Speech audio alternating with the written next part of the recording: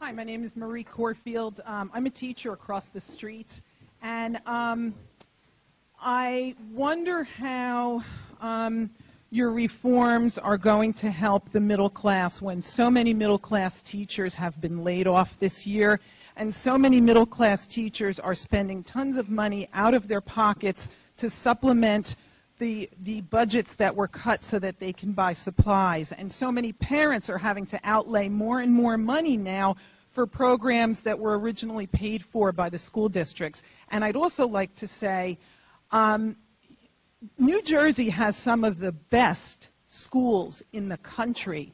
And this administration has done nothing but lambaste us and tell us what horrible schools we have. We have some failing schools, but the majority of our schools are wonderful and fantastic, and this school district has many of them. And I feel like you have alienated so many people with your rhetoric about how we are bilking this state of all this money. When I'm a taxpayer, and because of the budget cuts that you have implemented, I am going to have a hard time paying my bills this year.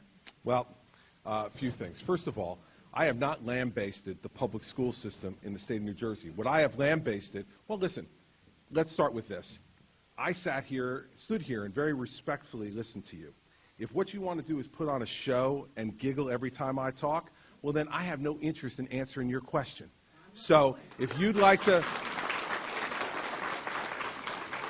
So if you'd like to conduct a respectful conversation, I'm happy to do it. If you don't, please go and sit down, and I'll answer the next question. What's your choice? All right.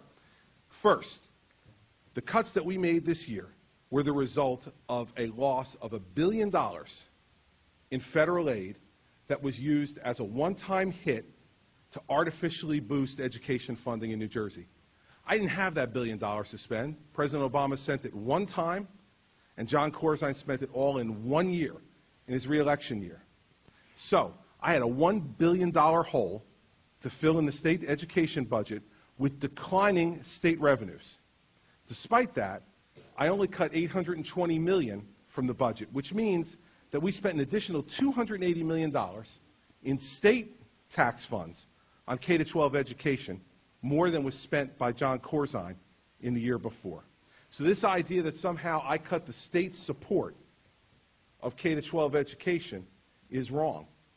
We lost $1 billion in federal funding. Second, my lambasting and my rhetoric is directed very clearly at one set of people, and that is the leaders of the teachers union in the state of New Jersey. They were given an option in a time when everyone in this economy is suffering, when we have had people in the private sector who have been out of work for years and are continued to expect to be paying their property taxes or they will lose their homes. I asked teachers across the state of New Jersey to take a 1-year pay freeze and to contribute 1.5% of their salary towards their health benefits for those who didn't contribute already. The teachers union response was that this was the greatest assault on public education in the history of the state. Ask the people in the private sector in the state of New Jersey when the last time was they got a raise. Yet the average teacher contracts before I became governor had 4.9% annual increases in an era when we are at 0 or 1% inflation. Now that can't be justified any longer.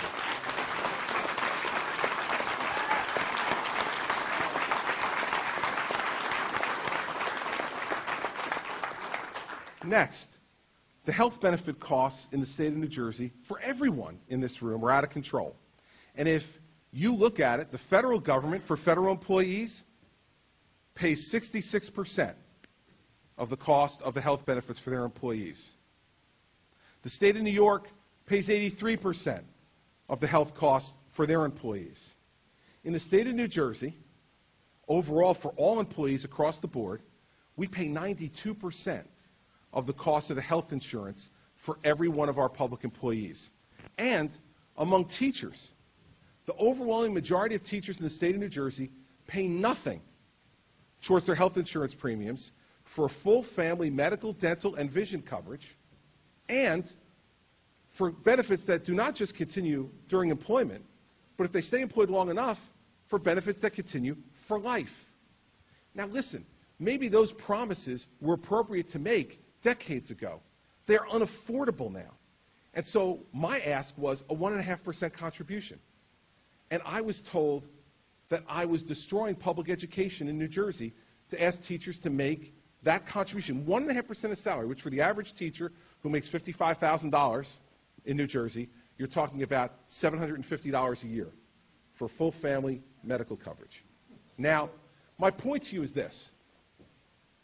We have to get realistic about telling people the truth. If, in fact, the teachers union had taken the one-year pay freeze and contributed 1.5% of the benefits, that would have saved in excess of $700 million this year. The total cuts were $820 million.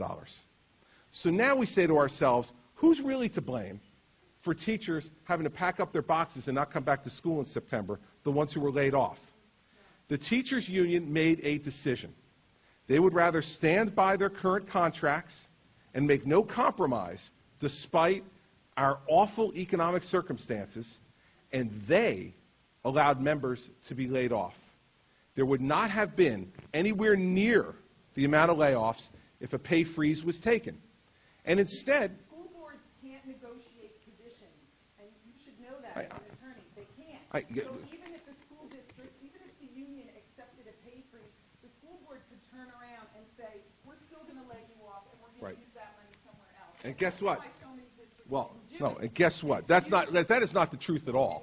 Okay, because the teachers union from Trenton instructed locals not to take the pay freeze. And listen, in the end, school boards who got teachers who took a pay freeze, who then turned around and laid off teachers despite the pay freeze, would have been subjected to the same amount of public criticism as the teachers union was subjected to for not taking the freeze at all, because nobody wanted teachers laid off. Not me, not the school boards, and not the teachers union. The difference is that the teachers union was unwilling to make the sacrifice that was necessary in order to avoid that problem. And let me say the last thing as to tone.